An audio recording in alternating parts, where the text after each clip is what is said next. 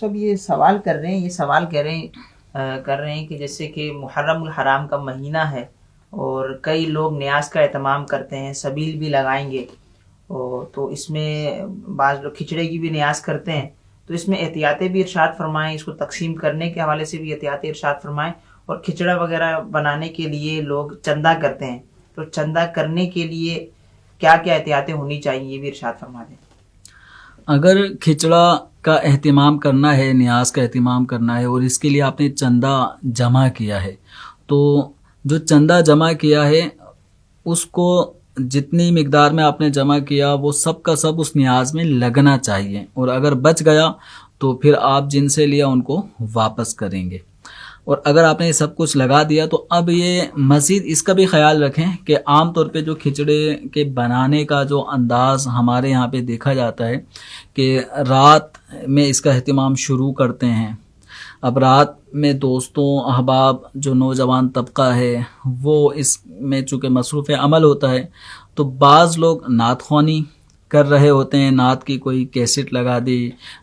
بڑے اسپیکر لگا لیتے ہیں، نعتیں سن رہے ہوتے ہیں۔ بعض لوگ ایسے بھی ہیں کہ جو گانے وغیرہ بھی وقتاً فوقتاً لگاتے رہتے ہیں۔ تو یاد رکھیں میوزک کی اجازت نہیں ہے، گانے سننے کی اجازت نہیں ہے میوزک، تو ان چیزوں سے بھی بچنا ہے۔ ساتھ ہی ساتھ اگر آپ نعت خوانی کا سلسلہ کرتے ہیں تو اس کی آواز اتنی نہ ہو کہ جو لوگ سو رہے ہیں ان کی نیند میں خلل آئے، بچوں کی نیند خراب ہو، بوڑھے حضرات ہیں ان کو اذیت پہنچ رہی ہو۔ تو ایک نیک عمل اگر ہم کر رہے ہیں تو کہیں ایسا نہ ہو کہ اس نیک عمل سے اذیت اور تکلیف ہو رہی ہو، تو پھر اس طرح کا نیک عمل جو کئی لوگوں کو اذیت پہنچا رہا ہو، تو پھر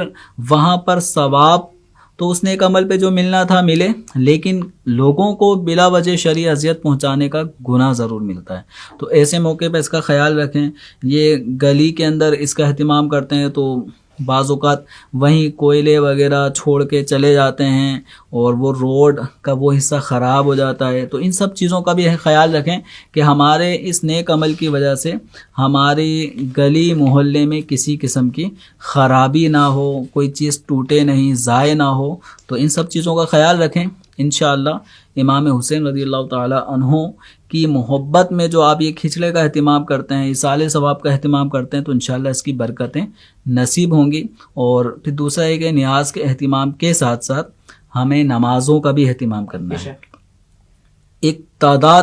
ایسی بھی ہے کہ وہ کھچڑے کی تیاری میں تو رات بھر لگے رہے، لیکن فجر کی نماز کے لیے جو خوش نصیب ہیں وہ اپنے گھروں سے نکل کے مسجد میں پہنچ رہے ہوتے ہیں، لیکن یہ نیاز کا اہتمام کرنے والے، گھوٹا لگانے والے یہ نماز کے لیے نہیں آ رہے ہوتے، حالانکہ جاگ رہے ہیں، فجر کی جماعت کا وقت بھی ہو چکا ہے، لیکن نماز سے محروم رہتے ہیں۔ تو امام حسین رضی اللہ تعالی عنہ